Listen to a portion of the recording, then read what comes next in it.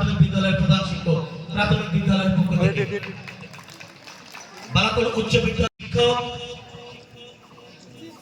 শামসুন নাহার বেগমকে ফুল দিয়ে বরণ করে নেওয়ার জন্য সম্মানিত সুফা, আপনাকে সবাই অনুরোধ করছি প্রধান অতিথিকে ফুল দিয়ে বরণ করে নেওয়ার জন্য।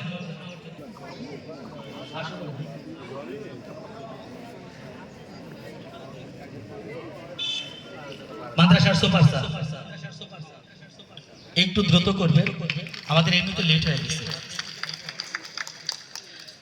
আমাদের মঞ্চে উপবিষ্ট সকল সম্মানিত অতিথিবৃন্দকে আমরা আসন গ্রহণের পরে এই পর্যায়ে প্রধান অতিথি সহ বিশেষ অতিথিবৃন্দকে ফুলের শুভেচ্ছা দিয়ে স্বাগত জানানোর জন্য, গ্রহণ করার জন্য সবাই অনুরোধ করছি। প্রধান অতিথিকে ফুলের শুভেচ্ছা দিয়ে বরণ করে নেওয়ার জন্য আহ্বান করছি।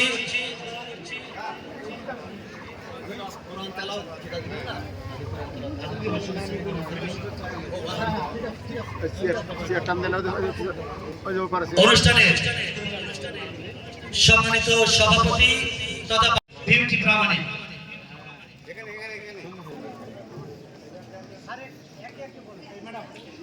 ইসাক আলী ভাইকে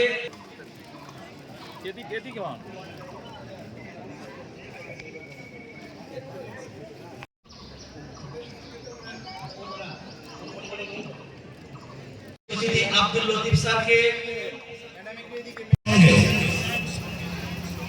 আমাদের কলেজ সহ যে প্রতিষ্ঠানগুলো আছে ইতিপূর্বে নাম বললাম, এমন সুন্দর আয়োজন করার জন্য আয়োজক কর্তৃপক্ষ সকলকে একসঙ্গে আমরা সবাই করতালি দিয়ে স্বাগত জানাই সবাইকে করতালি জানাই। আমি সর্বপ্রথমে আলোচনার শুরুতে এই প্রত্যন্ত অঞ্চলে যে শিক্ষানুরাগী মহান ব্যক্তি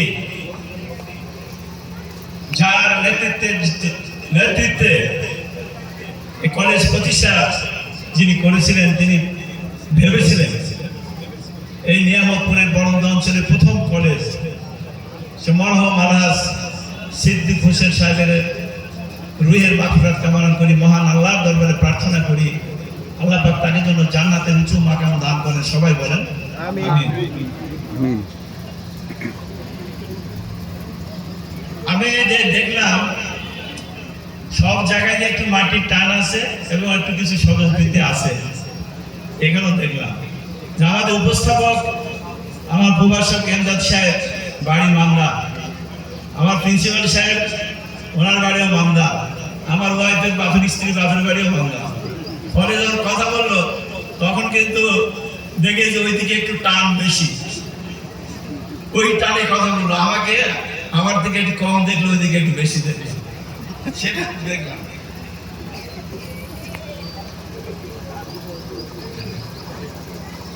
আমরা আমার ভাই জাকির হোসেন সাহেবের বক্তব্য কিন্তু ওইরকম বলছে, আমার সালাম একই রকমই বক্তব্য দিয়েছে, ওইদিকে টান বেশি, কারণ বোন হয়, বুঝলাম বোনের টানে এইভাবে বললো। যাই হোক, আমাকে গত কালকে বলছে যে জাকির কিছু বলেছে নাকি, আমার স্ত্রী বলছে, আমি যে না তো কিছু বলেনি, আমি কিছু বলেনি। তোমার বললো যে না বলেছি কিছু, তুমি বলবে না। আচ্ছা ঠিক আছে, যা যেটা বলছি সেটা করো। তাহলে তখন দেখলাম যে জাকির এখানে আসার দাওয়াত দিয়েছে, আসার জন্য। আমি যদি চিন্তা করলাম দাওয়াত দিয়েছে জাকির আসার জন্য, আমার অসুবিধাটা তো তার ভাই জাকির বুঝবে না। আমরা আসি, দেখেন আমার কিন্তু চুল দাড়ি সব পেয়ে গেছে দেখেন, আর আমার মেসেজ আপনাদের ভাবেন কিন্তু একটা চুল বাকি নেই, একটাও বাকি নেই। যদি কারো যদি কেউ জিজ্ঞেস করে সাথে কে, তাহলে আমি ভুল বসত বলতে পারে, নাতিরও বলতে পারে, আমার মনে দ্বিতীয় বিয়ে করে এটা বলতে পারে। যাই হোক, আমার বললাম এসব কথা যে আপনাদের অনেক ক্লান্তি, একটু শুনতে শুনতে বিরক্ত হয়ে গেছে। তো আমি এই মাননীয় শিক্ষক মহোদয়গণ মহান পেশার সাথে জড়িত, ওনারা এই সমাজ বিনির্মাণের কারিগর এবং ধারক এবং বাহক।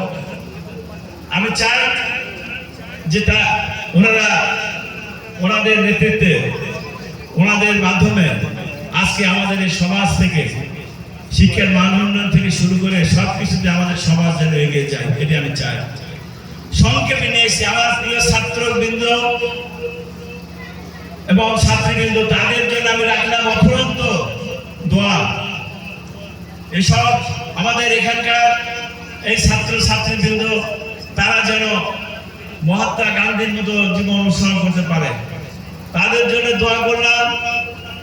যেন নেলসন ম্যান্ডেলার মতো তারা যেন নীতিবান মানুষ তৈরি হতে পারে, আমি তাদের জন্য দোয়া করলাম। জর্জ ওয়াশিংটনের মতো আমেরিকার প্রেসিডেন্ট হয়েও যিনি শ্রমিকের সঙ্গে কাঠখণ্ড ঠেলে নিয়ে যে আনায় দিয়ে আসছে, আমি তাদের জন্য দোয়া করলাম। আব্রাহাম লিঙ্কনের মতো যিনি গণতন্ত্রকে প্রাতিষ্ঠানিক রূপ দিয়েছিলেন এবং উনি প্রেসিডেন্ট হওয়ার পরে একটা সাধারণ ঘরে কর্মকারের ঘরের সন্তান ছিলেন, প্রেসিডেন্ট হওয়ার পরে পৃথিবী থেকে দাস প্রথার উচ্ছেদের প্রথম কারিগর তিনি, মানুষের কাছে কিনে বন্ধ করে দিয়েছিলেন। আমি দোয়া করি তাদের জন্য, তারা যেন নজরুল ইসলাম সাহেব, কাজী নজরুল ইসলাম সাহেব হতে পারে, কবি জসীমউদ্দিনের মতো হতে পারে, তারা যেন শহীদ রাষ্ট্রপতি জিয়াউর রহমান যিনি এই বাংলাদেশে প্রত্যন্ত হেঁটে হেঁটে এই মানুষের খোঁজ খবর নিতেন, এইরকম চরিত্রের যেন মানুষ তারা হতে পারে। বেগম খালেদা জিয়া তার সারাদিন জীবন গণতন্ত্রের জন্য লড়াই করে জীবনকে উৎসর্গ করে দিয়েছেন, তার মতো চরিত্রের জন্য হতে পারে। আমি নতুন প্রজন্মের এই সন্তানদেরকে, আমাদের প্রিয় ছাত্রদের কাছে আমি উদার আহ্বান জানাবো, তারেক রহমানের মতো যিনি বাংলাদেশে এখন মাননীয় প্রধানমন্ত্রী, যার জীবন অত্যন্ত সাধারণ, যিনি সাধারণভাবে জীবনযাপন করেন এবং সাধারণভাবে নিজের জীবনকে পরিচালিত করেন। আপনারা দেখছেন একটা সাধারণ যেমন রাস্তাতে হেঁটে যান, রাস্তার পাশে যদি একটা শিশুকে দেখে, সেই পথ শিশুকে ডেকে কাছে নেই, জিজ্ঞাসা করে তোমার মা নেই, তোমার বাবা নেই, সেই শিশু উত্তর দেয় হয়তো মা আছে বাবা নেই, হয়তো বাবা আছে মা নেই, আবার বলে বাবা মা কেউ নেই। সেই শিশুটি নিজের জীবন ধারণের জন্য ফুল বিক্রি করছে রাস্তায় দাঁড়িয়ে থেকে, মাথায় হাত বুলিয়ে বলে এই শিশুটি থাকার কথা ছিল স্কুলে। আমরা এমন বাংলাদেশের স্বপ্ন দেখিনি, এমন বাংলাদেশ আমরা চাই না। এমন একটা বাংলাদেশ চাই যে বাংলাদেশে এই একজন কেউ থাকবে, এই 10টা বাড়ি নিয়ে 10 তলায়, আর কেউ রাস্তার পাশে জায়গা পাবে না, এমন বাংলাদেশ আমরা চাই না।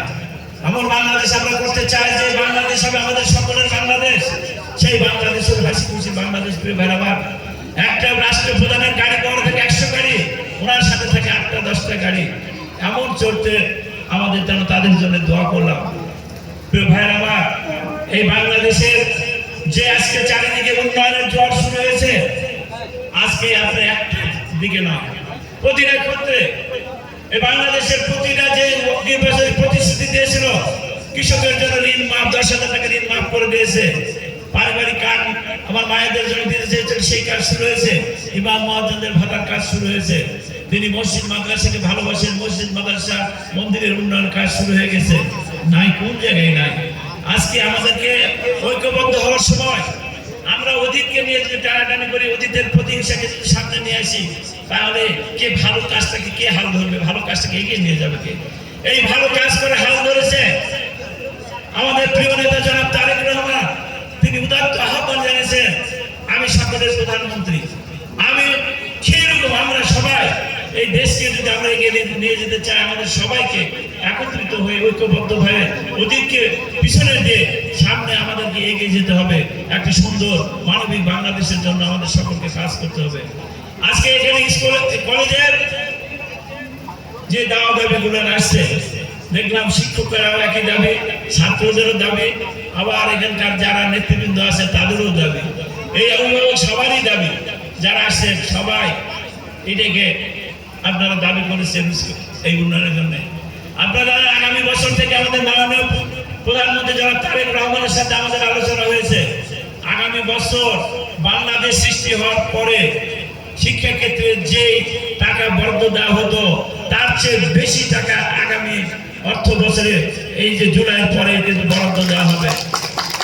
উন্নয়নের আমরা ইতিমধ্যে আপনার কলেজ, আপনার মাদ্রাসা বিল্ডিং, আপনার উচ্চ বিদ্যালয়ের বিল্ডিং, প্রাইমারি সব এগিয়ে কাজ শুরু হয়ে গেছে ইতিমধ্যে, এবং আগামী বছর ব্যাপকভাবে শুরু হবে। প্রতিটি প্রতিটি প্রাথমিক বিদ্যালয়ের ছাত্রছাত্রীদের ব্যাগ এবং জুতা উপহার দেওয়া হবে। আমাদের মাননীয় প্রধানমন্ত্রী ইতিমধ্যে বলেছেন ডিগ্রি পর্যন্ত বিনা পয়সায় লেখাপড়া করার সুযোগ হবে। কি নাই, সবকিছু আছে। এখন কি দরকার? আজকে আমার এই শ্রদ্ধেয় শিক্ষক সমাজের প্রতি আপনাদের পরিচয় হোক শিক্ষক সমাজ, আপনাদের পরিচয় হোক শিক্ষক, থাকতে পারে মতাদর্শ, থাকতে পারে একটা দলের প্রতি সমর্থন, কিন্তু আপনারা যখন এই ছাত্রদের নিয়ে কাজ করবেন তখন হবেন আপনারা এই যা শিক্ষক সমাজ, আপনাদের পরিচয় হবে শিক্ষক সমাজ, আপনাদের পরিচয় কোনো রাজনৈতিক দলের হবে না। আপনারা এই সব ছাত্রলীগের সমাজের দায়িত্ব আজকে আপনাদের নিতে হবে। আজকে শিক্ষার জন্য সর্বোচ্চ বরাদ্দ হবে, বিল্ডিং হবে, সুযোগ সুবিধা হবে, সবকিছু হবে, কিন্তু এই সব শিক্ষার মান উন্নয়নের জন্য এইসব শিক্ষার্থীরা যারা আজ এখান থেকে বেরোবে তারা যেন তারেক রহমানের মতো চরিত্রের অধিকারী হয়, শহীদ জিয়ার মতো যেন আদর্শের অধিকারী হয়, এইসব বের করার দায়িত্ব আপনাদের। তাহলে সমাজ, এই সমাজ হবে শান্তির সমাজ। আজকে সমাজ থেকে যদি শান্তির সমাজ প্রতিষ্ঠিত করতে হয়, মানবিক সমাজ প্রতিষ্ঠিত করতে হয়, জুলুম মুক্ত সমাজ প্রতিষ্ঠিত করতে হয়, আগামী দিনের স্বপ্ন, আগামী দিনের সম্পদ, দেশের সম্পদ, দেশের গর্ব, এইসব ছাত্ররা, এইসব ছাত্রী, আমাদের মেয়েরা, এদেরকে গড়ে তুলতে হবে সোনার মানুষ হিসেবে, মানবিক সন্তান হিসেবে গড়ে তুলতে হবে।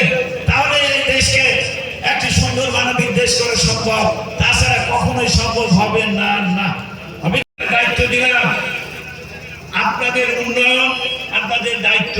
এই কলেজের হোস্টেলের দায়িত্ব করেছেন, আমি এই কলেজের হোস্টেল করার দায়িত্ব আমি নিলাম, হোস্টেল দায়িত্ব দেওয়া হবে।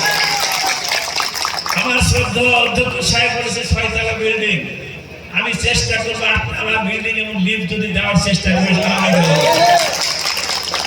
আপনারা এখানে দাবি আসতে জাতীয়করণে, আমি বললাম এই কলেজ একজন মহান ব্যক্তির সৌজন্যে তার আত্মার শান্তি পাবে এই কলেজ যদি সরকারি হয়।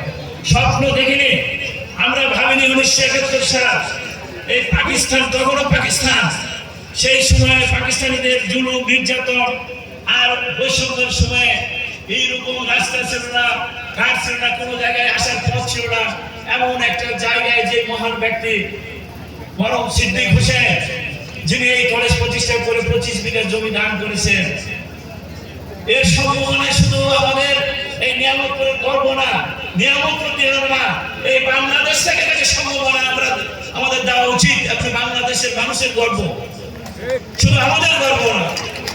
এই নিয়ামতপুরে প্রথম কলেজ প্রতিষ্ঠিত করেছেন, যেখানে ম্যাট্রিক পাস পাওয়া, এসএসসি পাস পাওয়া একটা ছেলে পাওয়া কঠিন ছিল একটা গ্রামে। ঠিক বললাম না ব্যাটিক বললাম?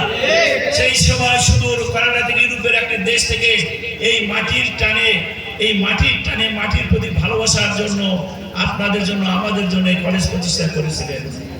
তাই তো বললাম মাটির টান।